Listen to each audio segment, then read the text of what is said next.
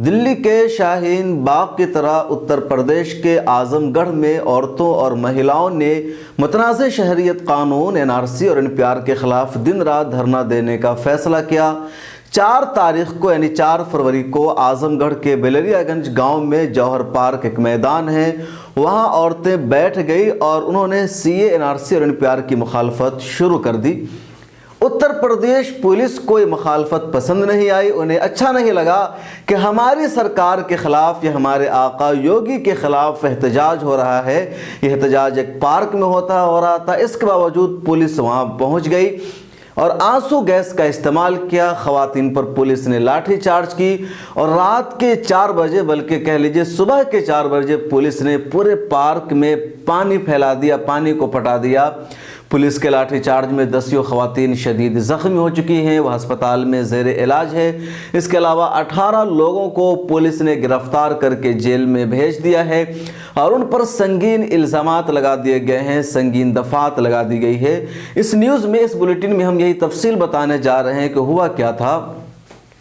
आजमगढ़ का गांव बेलरियागंज है, वो एक मशहूर जगह है।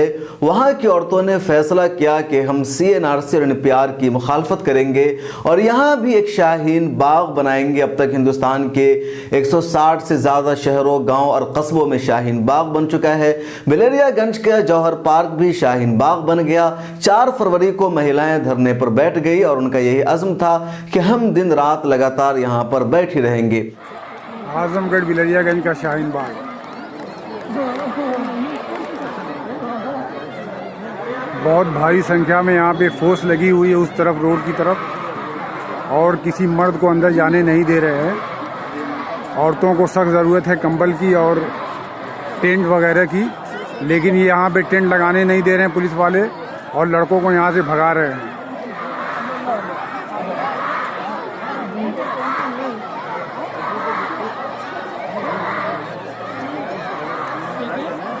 यूपी पुलिस को रास नहीं आया और रात को 8 बजे पुलिस वहां पहुंच गई और जितने पुरुष थे, जितने मर्द थे, सबको पुलिस ने वहां से हटा दिया और कहा कि आप लोग यहां से हट जाओ।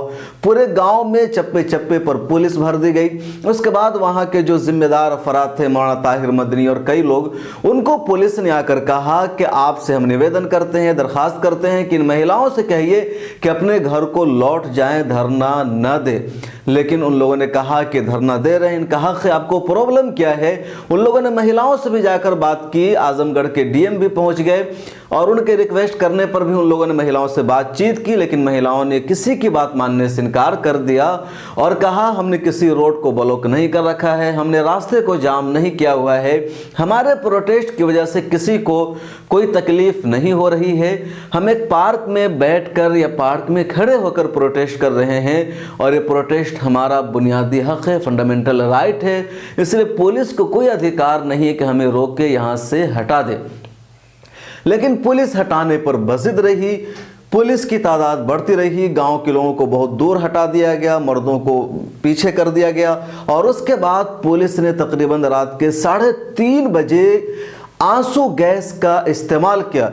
योगी की बहादुर पुलिस को देखिए कि उसने महिलाओं के खिलाफ आंसू गैस का इस्तेमाल किया, उन पर लाठी चार्ज की, जिसमें कई महिलाएं जख्मी हो गई, भगदड़ मच गया, महिलाएं वहां से मुंतशिर हो गई और उसके बाद योगी की पुलिस ने एहतजाज को ख़त्म करने के लिए उस पार्क में पानी पटा दिया, पूरे पार्क में पानी को भर दिया।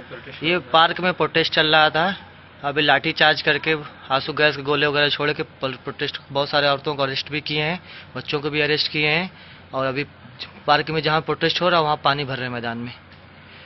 10 महिलाएं जख्मी हो गई है, अस्पताल में ज़ेर इलाज है। आप तस्वीरें देख सकते हैं स्क्रीन पर कि क्या महिलाओं का हाल है और योगी की ये बहादुर पुलिस है, ये वही पुलिस है हिंदुस्तान की जब एक दहशतगर्द सामने बंदूक लहरा रहा होता है और पुलिस हाथ बांधे तमाशा देख रही होती है और एक तरफ महिलाओं पर पुलिस की बहादुरी चलती है। पुलिस यहीं पर नहीं रुकी, बल्कि उसमें से 18 लोगों को पुलिस ने गिरफ्तार कर लिया और आज उन्हें जेल भेज दिया है।